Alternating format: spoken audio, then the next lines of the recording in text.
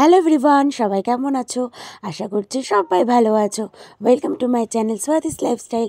আমি সাথী। কাল ছিল আমাদের পাড়ার পিকনিক, মানে আমরা যে কয়জন মিলে দুর্গাপুজো করি সেই কয়জনই মানে আমাদের কমিটির পিকনিক ছিল রাত্রিবেলা। আর সেই জন্যই আমরা দুপুরবেলা তাড়াতাড়ি করে খাওয়া দাওয়া করে চলে গেছিলাম শিখাপিসিদের বাড়িতে। আমাদের যে কোনো পিকনিক সব কিছু কিন্তু শিখাপিসিদের বাড়িতেই হয়। শিখাপিসিদের বাড়িতে গিয়ে আমরা এখানে বাঁধাকপিগুলো, আলু, আদা এগুলো কেটে আবার বাড়ি চলে এসেছিলাম। বাড়িতে এসে একটু রেস্ট নিয়ে সন্ধ্যার দিকে আবার আসলাম পিসিদের বাড়িতে রান্না বান্নার জন্য। এখানে কিন্তু সমস্ত রান্নাগুলো টুম্পা কাকি আর মিতা দিদি করেছে, আর তাদেরকে রান্নাতে হেল্প করেছে শিখা পিসি।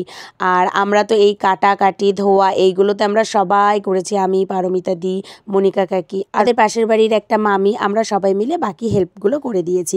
তো গিয়েই দেখো এখানে সবার প্রথমে কাকে বসিয়ে দিয়েছে পকোড়া। এগুলো হচ্ছে ফুলকপির পকোড়া। সন্ধ্যাবেলা টিফিনে ছিল পকোড়া আর তার সঙ্গে কফি। এখানে ছাদে টুম্পা কাকি পকোড়াগুলো ভাজছিল আর নিচ থেকে মনিকা কাকি এই কফিটা করে নিয়ে এসেছিল। আর দেখো টুম্পা কাকি খিচুড়িটা রান্না করেছিল আর মিতা দিদি বাঁধাকপিটা রান্না করেছিল। আর দুপুরবেলার দিকেই মিতা দিদি আগের থেকে চাটনিটাও করে রেখেছিল।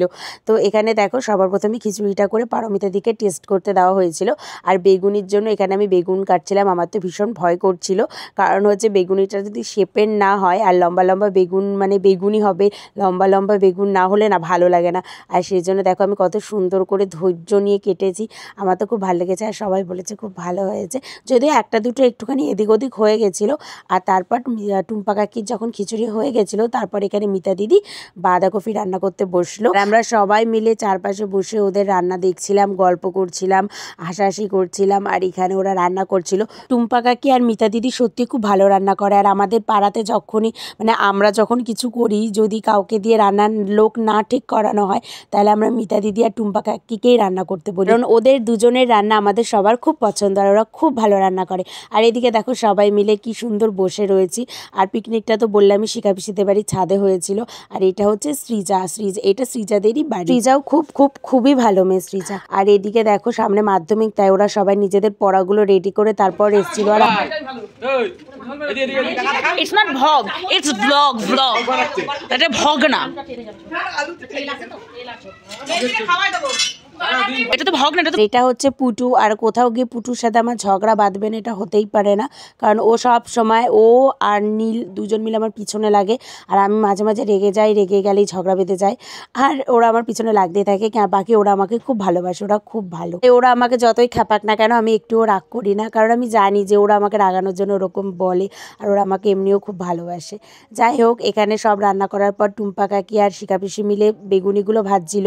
আর এখানে খাবারগুলো আমরা সব ছোট্ট ছোট্ট পাত্রে তুলে নিচ্ছিলাম খাবার সার্ভ করার জন্য। আর খাবার কিন্তু আমি আর পুটু মিলেই সার্ভ করছিলাম। আর পারমিতা দিও ছিল, পারমিতা দি, মিষ্টি দি সবাই হেল্প করছিল। আর এদিকে দেখো আমার গোলু সোনা বসে খাচ্ছে। গোলু সোনার জন্য কিন্তু আলাদা খিচুড়ি হয়েছিল, কারণ ও তো এত তেল মশলা খিচুড়ি খাবে না, ও তো ছোটো, ওর জন্য আলাদা করে কাকি খিচুড়ি করেছিল। সবাইকে খাবার দেওয়ার পর এখানে লাস্টে আমরা খেতে বসলাম।